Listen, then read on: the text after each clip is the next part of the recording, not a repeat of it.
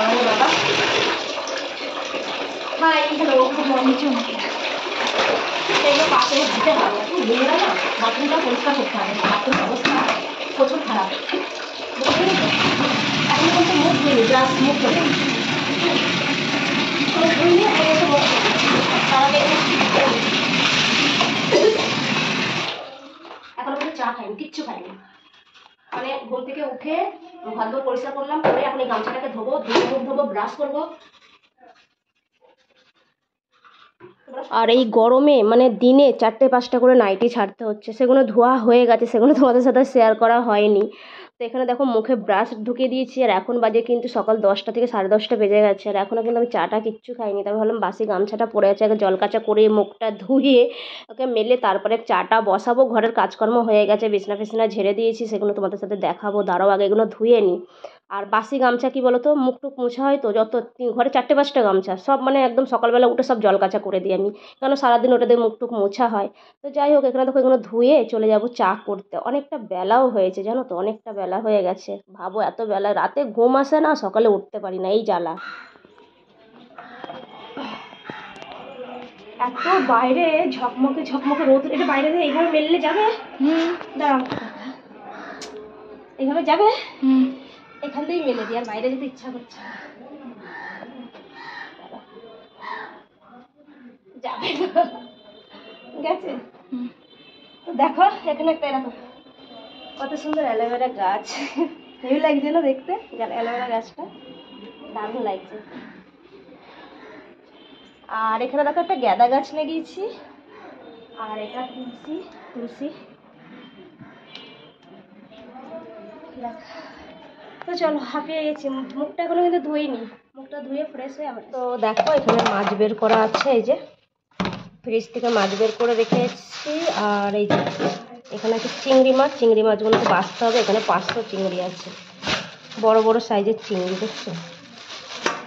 এখানে বড় বড় সাইজের চিংড়ি আছে কটা, বাবা হাতে কাটা ফুটে না যায়। দেখো এখানে চিংড়ি আছে।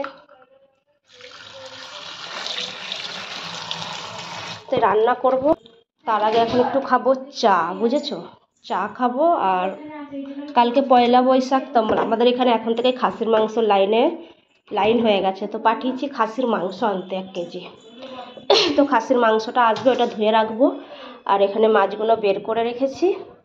আর আমি খাবো এখন একটু চা। তো চলো চাটা খেয়ে আবার, চাটা বসিয়ে আবার আসবো। বললাম না বাজারে গেছিল, তো কালকে পয়লা বৈশাখ। আর বাপরে আজকাল কেলা बहुत ज़्यादा पतला पतला है, मालूम नहीं क्यों? केला देखो छोटा दिया है, तो उसका दाम ज़्यादा ले लिया। কলার কত দাম? 70 টাকা ডজন। সেই হিসেবে দেখো কলার কি অবস্থা, দেখ কলাগুলো ছোট না, দাম 6 টাকা করে পিস নিয়েছে, সেই হিসেবে কলা দেয়নি। কলাটা কিন্তু केला মানে केला अच्छा है, लेकिन ईद মানে छोटा है। तुमको बोल रहे हैं।